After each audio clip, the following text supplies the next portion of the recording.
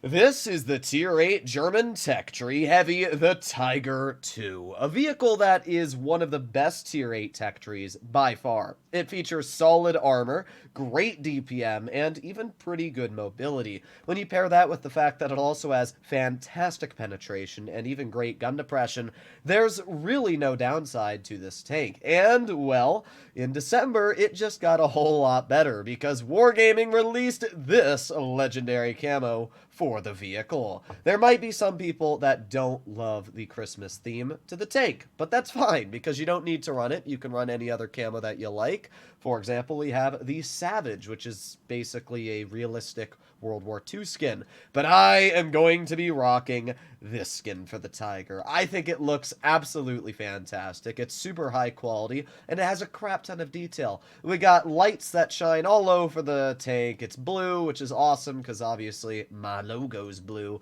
So I just think this vehicle looks amazing. Wargaming did a fantastic job on the camouflage. Now, without talking about the camo, let's also talk about the gun briefly. It's actually incredible. DPM-wise, it's fantastic, 2,450. Dispersion is okay at 0.344. Aiming time's pretty solid. And the penetration's even better. 225 on the standard, 285 on the premium. By the way, I'm not running Cali. If you are running calibrated shells, you have just shy of 300 millimeters of APCR pen, which is kind of ridiculous when you think about it. Pair all that with the fact that the vehicle can go 35 and it averages about 27, plus it turns at almost 40 degrees a second. The vehicle's fast, it has really good DPM for a super heavy, and the best bunch of them all is the fact that this vehicle has incredible frontal armor. You're going to have to load premium ammo if you want to pen it in any tier 8. Tier 7s, most of them can't even actually penetrate the front of this vehicle,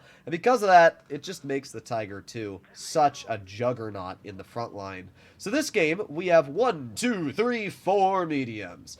A little interesting. I'm the only heavy. It's either I play a heavy and everybody else on the team is a medium, or I play a medium and everybody else is a heavy. I never ever just get 3 heavies, 2, 3 mediums, and a TD or 2. But oh well, we are going to head over towards medium side because why would I go towards heavy side when we don't have any? So we're going to play a little bit aggressive early game. We are up against some tier 9s, especially a Cobra. But, funny enough, the Cobra cannot pen me frontally. It does not have enough penetration. Especially if that player's running rammer, literally no chance whatsoever. So the RU-251 is already a goner. We can see the Scorpion G all the way in the back. We're trying to use our mobility here. We're getting up to 35 now. But, oh, interesting. So their whole team is just chilling right over here. Alright, well, let's test the armor on this vehicle. How's it going to work out? Well, we got a nice shot into the standard B. Look at that. Pretty solid bounce so far. Let's reload. You can see the very, very quick reload the DPM on this vehicle allows us to have. There you go. Easy shot into the IS-3. We're not going to repair our track, because obviously that would be a waste of a repair kit. So we get another shot into the IS-3. And this is where the damage per minute of the Tiger is just incredible. Now, unfortunately, our shell went just a tad bit off from where I wanted it to. But I'm not even worried about this IS-3 penning me. It's a stock IS-3. So the player literally, even loading premium ammo, cannot cut through me. Standard bead bounces. We might just be able to cut through him. No, unfortunate, but that's all right. We got the Chieftain turning his turret to the side, allowing us to get an easy pen in. We still have not bled a single bit of HP so far. And, oh! Oh, that's incredible. I knew he was going to do it. The moment I saw him driving towards us and he wasn't looking at us, I was like, yeah, it's going to happen. And it did indeed happen. All right, well, that was an unfortunate shot, but oh well. We got the Cobra in front of us, and as long as we stay facing frontal towards the Cobra, and we angle it, well, never mind, 92-1 finishes him off. Wow, this was legit one of the fastest games I've played in a very long time. But it's a great example of the Tiger's armor. Look at all those bounces on our upper plate. The just incredible upper plate and lower plate allow this vehicle to get easy bounces, even against tier 9s, as we saw. Sure, they weren't loading premium ammo, but doesn't really matter. We got 2,500 damage dealt, 1,500 blocked, and that was one of the easiest games I've played in a while, so I'm not going to complain. Let's do one more game. for anybody that doesn't know, the effective armor of the Tiger 2's upper plate is about 270 millimeters thick. The lower plate's about 250.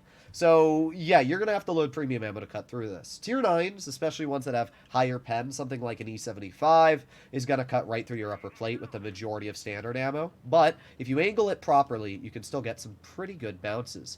So we got a Smasher helping me, and we are going to head right into the front line. You can see here the decent mobility on the Tiger. I mean, yeah, it's not the fastest vehicle ever, but still, we're chilling at 30 kilometers per hour, which is fine. This tank also features 7 degrees of gun depression, which is more than enough to work most ridge lines. You can see the fairly good aiming time that this vehicle does have as well. The only real weakness of the Tiger when you're hull down are the turret cheeks, but they're not too big of a problem. If you just wiggle the tank back and forth, it's going to be very hard to pen, especially because Wargaming did end up buffing the hatch on the vehicle for some reason, so you're not even able to hatch it. So already, we have just taken 1,000 HP off of the enemy Carnarvon, which is pretty nasty when you think about it. I mean, this tank is just so fun. There's so many people that really don't realize how good the Tiger 2 is, but I can tell you for a fact that if you have not messed around with this vehicle, you should. I mean, I don't even know if these players can pen me. I mean, the Carnarvon probably can, yeah, because the Carnarvon's obviously a tier 8 heavy. Aw, that was really unfortunate. We're just going to angle here. But yeah, the Carnarvon is able to cut through our lower plate, but I'm not too worried. We get an easy pen into his vehicle. We're going to stay in a side scrape. He's dead. We only bled about 200, 300 health to kill him there. So now we're going to get a shell into the enemy VK-45. Now, the Titan HND does actually have pretty solid penetration, if you didn't know that. It's sitting upwards of about 260 if you're running Cali, which is pretty good. I mean, it's nothing that we can't deal with. We're just going to aim it on his lower plate, finish him off. But yeah, it's pretty good. The VK-45 is not going to be able to pen us as long as we stay in a frontal position like this. It's got about 220 mils of premium pen, and that's if it's running Cali. So if we just angle it slightly like this, as we can see, the VK is not able to pen us. The only reason we actually got pen to begin with was because we showed the side of our turret to his vehicle, which made it pretty weak. So we get another shell into this VK. I mean, it's literally like bullying. This player cannot do anything to us. He's actually given up on trying to pen us. We're going to finish him off. There you go. Now we got the T-28 Proto off to the side. Look at this great pen, by the way. Easily able to cut through the Proto's armor. We got a nice slap right into his engine deck. Now we're going to reload again. We got the AT-15A, who, again, really has almost no chance of cutting through our armor, unless he's able to cut through my lower plate, I guess. But we'll just angle it a little bit like this, see if we can get a bounce. I'm just going to aim it on his lower plate. I mean, this armor's broken. We are just sitting completely exposed with our entire hull to these players, and they're bouncing half of their shells. Look at that. We got bounces on our lower plate, bounces all over our turret, our upper plate. We bled a decent chunk of health at about 1,400-ish, but we still have 600 HP left, and we absolutely farmed the enemy team. So a pretty solid victory, and I would easily say we did at least 3,500 damage. That was a farm fest. Yeah, there you go. 4,200 damage dealt, 1,800 blocked. We got a high caliber. We got a first class, so we made 60,000 credits. This take is incredible. If you haven't played the Tiger 2, or you haven't ground the E100, I would highly recommend just to get to the tier 8, because the whole line is fantastic. The E75 is one of the best tier 9 heavies in the game. The gun is incredible. The armor is fantastic. It's basically just a tier 9 version of the Tiger 2. The Tiger 2 is amazing. You just saw why. And the Tiger as well has really good armor and super solid DPM. It's weird to think just how strong these vehicles are. And I wish there was a tier 10 that was similar to the Tiger 2 and E75, you know, just basically this tank, but with more armor frontally, and then a much better gun, maybe with 500 damage per shot at tier 10. I guarantee it would be insane. But hopefully you enjoyed today's video. If you'd like to see more like it, please consider smashing that subscribe button down below, and I'll see you in the next one. Bye-bye.